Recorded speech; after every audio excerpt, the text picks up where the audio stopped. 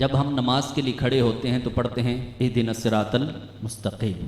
ہمارے نوجوان جانتے ہیں اسکول کالجز کے اندر جب قرآن پاک کے تراجم پڑھائے جاتے ہیں تو ترجمہ یہی کیا جاتا ہے کہ اہدنا الصراط المستقیم کا ترجمہ کرتے ہیں کہ یا اللہ ہمیں سیدھا راستہ دکھا، ہمیں سیدھا راستہ دکھا.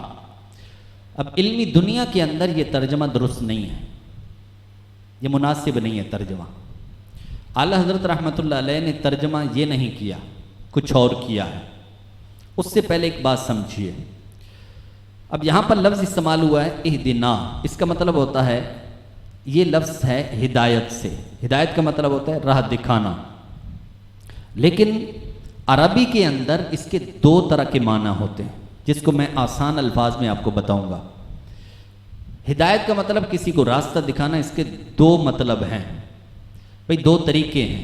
ایک طریقہ یہ ہے، مثلا میں آپ سے پوچھتا ہوں کہ بھائی مجھے یہاں سے کراچی جانا ہے تو مجھے بتائیے ذرا، مجھے راہ دکھائیں، میری ہدایت کریں، مجھے راہ دکھائیں.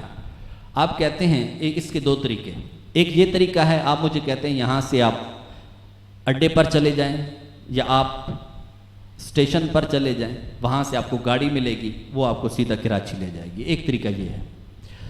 یا آپ مجھے کہیں کہ بھئی یہاں سے فلاں بس پہ بیٹھ جانا، وہاں سے وہ آپ کو کراچی پہنچا دے گی. ایک یہ طریقہ ہے. اور ایک طریقہ یہ ہے کہ آپ مجھے کہیں میرے ساتھ بیٹھیں اور میں آپ کو چھوڑ آتا ہوں.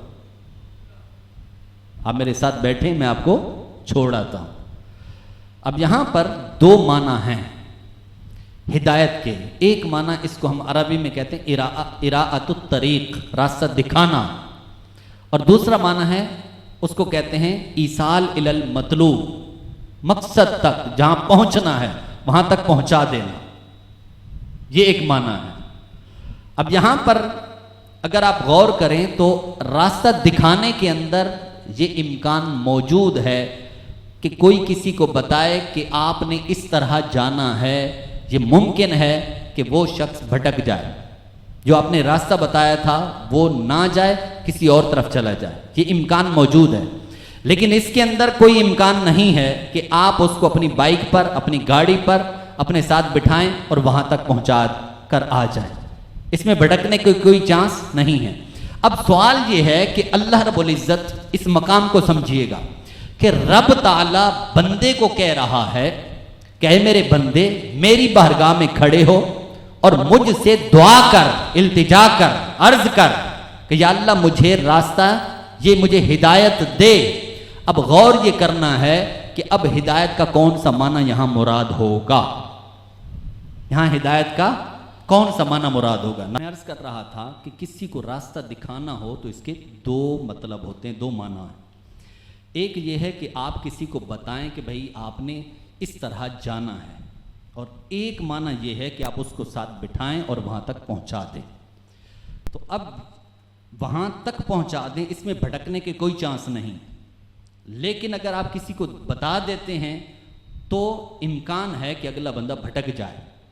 اب یہاں پر سوال یہ ہے کہ یہ جو مقام ہے اہدنا الصراط المستقیم، رب کائنات جل مجدہ کا مقصود اس ہدایت سے کیا ہے؟ رب کیا چاہتا ہے کہ میری بارگاہ میں کھڑے ہو اور مجھ سے طلب کرو اور مانگو، ہدایت مانگو. تو الہی میں کون سی ہدایت طلب کروں؟ کیا صرف یہ طلب کروں کہ الہی بس مجھے راستہ دکھا دے جنت کا، میں پہنچ جاؤں گا؟ یا تو یہ چاہتا ہے کہ نہیں یا اللہ ہر قدم پر تیری رحمت، تیری توفیق میرے شامل حال رہے اور میں جنت پہنچ جاؤں؟ تو رب تو وہ ہے جو خود فرما رہا ہے کہ مجھ سے طلب کرو، مانگو.